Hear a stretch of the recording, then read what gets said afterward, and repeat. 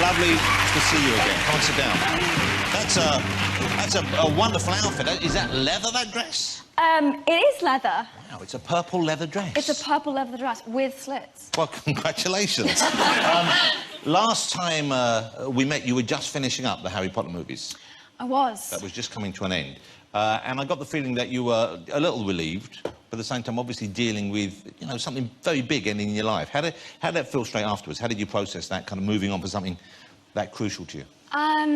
Gosh, I guess it just took time, and I am still very much in touch with everyone that I worked with. Everyone really genuinely got on well, didn't they, on this? They did, and those people are very much still a part of my life now, even though we aren't working together, so I think that really helped. I spoke to my son earlier, and I said, we've got Emma Watson on the show, and him and his friends are all very excited. I said, what's the question should I ask? I said, ask her if she ever got off with any of the boys on Harry Potter. Ever got off? That's what the kids want to know. Whew. Did you ever get off? I don't know, get off doesn't mean necessarily get off. You know what I'm saying? It means maybe, was there any kind of romance? I've got to be honest, honestly, the whole 10-year period, I never so much as pecked either one of them on the cheek. Oh. It was pure friendship all the way from the beginning. So it was just friendship, really? You were like brothers and sisters? What about Draco? What about Tom, who played Draco? There was something going on there, wasn't there? That's what I heard. How do you know this? I heard it. You've done your research. Yes, age sort of like between sort of the ages of 10 and 12, I had a really terrible crush on Tom Felton. But you know why? Because girls love a bad guy. We love a bad guy, and he was a few years older, and he had a skateboard. Wow. And that just did it, really. Well, you had me with skateboard. I know. Did he bring the skateboard in? Oh, yeah. He used to, like, do tricks on it, and he used to, like... He was so cool. Oh. Yeah. And did he know you had a crush on him? He totally knew. And the thing is that he'd tell everyone, he's like, oh, I see her in, like, a younger, sisterly way. Oh. And it just broke my heart. Oh. It still does. That bastard. I always knew Malfoy was an evil little piece of work, and he broke her mind, his heart. He really did. It was gutting, really. You know, the weirdest thing, I suppose, it must be strange for you, but it's strange for all of us to have seen you grow up and be part of our lives. From how old were you when you started the films? I just turned 10. Just turned 10? Yeah. 10 until you become a young woman, and they become young guys. And if you look at the differences, I mean, we have you here now, but you look, that's when you first started. And then we have Dan when he started. Look at Dan.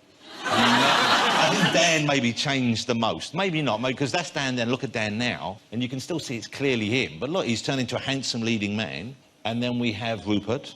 Look at Rupert, and look at Rupert now. He looks so different. It's like, I mean, it really is. I mean, it doesn't look bad, but it's a choice, I suppose.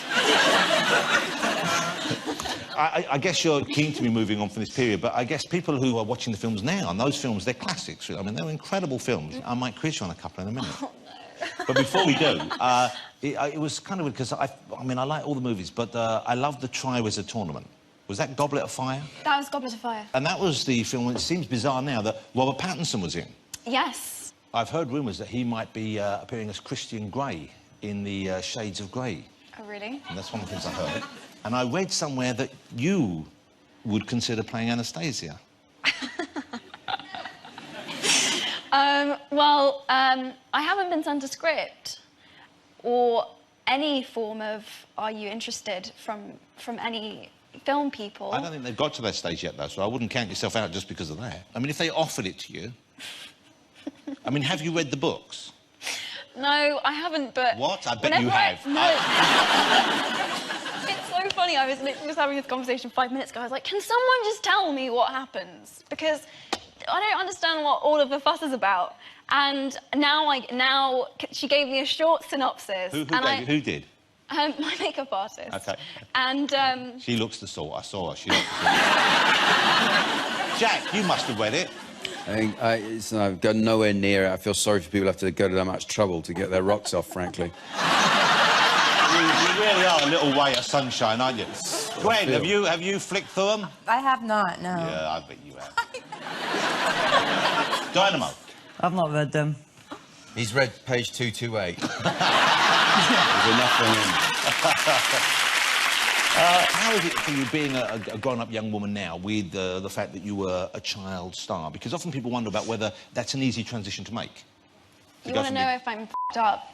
I don't think you are, but no, I just wonder whether you have to deal with other people's perceptions of you based on you being a child. And obviously you like doing it as a kid, but to an extent, I guess, the decision's made by other people as well. Yes. You know, your parents have to be happy that you're doing it to enable you to do it and so on. And so I guess there must have been a time as an adult where you thought, OK, that indeed is what I want to carry on doing. Would there have been a particular time when that clicked into place? Well, I took a year or two off to go to university, and I got sent the script for this film called The Perks of Being a Wallflower. Which is the new movie, which is down there. One I've just... And it was quite a famous book. I mean, it was a very well thought of book, wasn't it? Yes. I didn't know this at the time, but, I mean, practically all my friends at college had read it, and there's kind of this very intense cult following for the people who really love it. Anyway, so I got sent the script, and I was really intrigued by it because it felt incredibly honest and sort of like the only thing I'd read that actually felt like it had anything to do with my own adolescent experience and the experience that I know a lot of my friends had. And so I said I would meet with Stephen, who wrote the book and who also directed it. And it's really funny because I didn't really know if I believed in myself yet as an actress outside of the role of Hermione, which I knew I could do, and I did for a long time, but I didn't really know if I had other people in me or not. So I just sort of like needed someone to sort of come along and be like, no, you can do this. You can do this. And that was Steve. Well, you can do it, and it's yeah, it turns out that I can. Which is great. That's a lovely. I don't think anyone doubted that. Yeah, well, thank you. And it was nice to do something really different. I did an American accent. Well, it's very different because it's also kind of low budget, it's small, it's very personal, and it's very much about kind of complex, you know, human problems and emotions, of course. Let's have a look. This is the clip now. Have a look. This is The Perks of Being a Wallflower. It opens on the 3rd of October here, and you'll see Emma in a very different light. Look at this. What is she doing? Don't worry, she does it all the time. Turn it up! Got it, Your Highness. Oh, we can be heroes just for one day.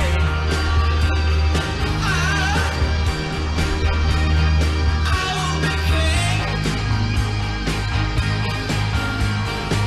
What? I feel infinite.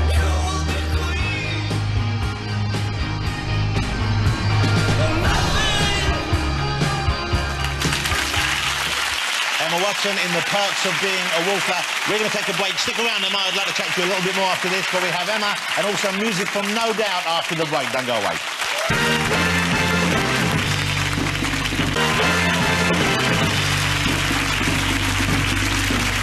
Welcome back. I'm still here with the lovely Emma Watson. Are you filming at the moment in Iceland? Is that where you've come back from? I just came back from Reykjavik. So you're filming in Reykjavik. This is with Russell Crowe. It is you indeed. Just mentioned. How are you getting on with Russell? He's great. He's super, super great. I was super intimidated at first, but he's kind of a big teddy bear. He's like nice. And how do you, I guess, is there a lot to do in Iceland in the evenings in Reykjavik, or is it... Beautiful, beautiful landscapes and, like, amazing place to be, and I'm so glad that I went. But after, like, the second week in, Ross was like, what are you doing this afternoon? I was like, nothing really. And he said, well, what you should do is come to the gym with me. And I was like, okay. And with like 10 minutes in, he's got me like bench pressing stuff, and it was awful. And I was trying really hard to be like, I was like, yeah, I can do this. I can bench press. And I thought I was going to strangle myself, because when the weight comes down like this and you're like trapped behind it, I just felt like the girliest, weediest, most pathetic. This is Russell. He sees you as a bit of a project, does he? He wants to bulk you up, or what is he trying to do here? I think he thinks it's important to be fit and be healthy and stuff. And so he wanted to share. But I've met Russell many times, and I like Russell Crowe a lot, but he swings between being very, very fit and being very fat. I mean, he goes between, as most men do, he goes between the two extremes. I don't know. I think he does that for his parts. I think he takes it quite seriously that physically you should get into character for your part. He's a method kind of guy. Yeah, Okay, he's okay. serious. You mentioned earlier, and you said you loved the books and you knew a lot about Harry Potter, OK. I wanted to test your knowledge. I did, because I know that you're about to put me through my paces. You should know a lot. You're in the films. You should still know a lot about the Harry Potter experience. OK, here we go. I've got some quiz questions for you based on Harry Potter. This is Quizzitch, OK? And we're going to see how much you can remember, if that's OK. OK. OK, so guys, we're going to play Quizzitch. Quizzitch. Question 1. OK. Who played the character of Hermione Granger in the Harry Potter... OK. Question 2. In the sport of Quidditch, how many points is a golden snitch worth? 150. Correct. On which platform at King's Cross Station do students board the Hogwarts Express? 9 3/4. That's an easy one. What is the name of the snake language spoken by Lord Voldemort in Harry Potter? Hang on a minute. That's not helpful, Jonathan.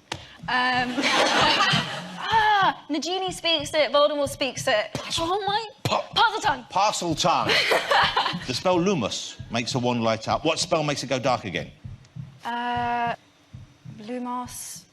Were you in the films? I'm beginning to... Nox.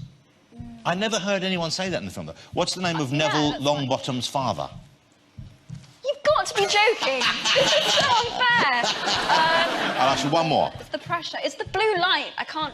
Yeah? It's too much. What was the name of the three-headed dog that guarded the trap door leading to the Philosopher's Stone? Fluffy. Fluffy! There you go. You did really well. That was perhaps unkind. It's a thrill to have you on the show because you've grown up. It might have been difficult circumstances for some, but you've grown up in the public eye, and that can't be easy. And you've turned into such a smart and capable and beautiful young woman, isn't she, ladies and gentlemen? Just such a joy to have you here. And you played along with everything here, so thank you so much. But I still find it so strange because I remember I was doing various film-related things, and I think I interviewed you and the other guys for every press junket.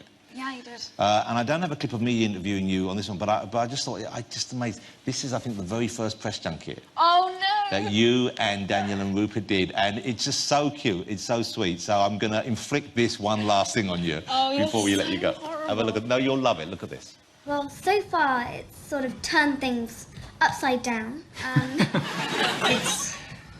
I don't know, I've never had anything happen to me like this before. I've never done anything. And it's just going to be so amazing to see how things are done. Haven't done a day's filming yet, had you? That's so sweet. I haven't done anything.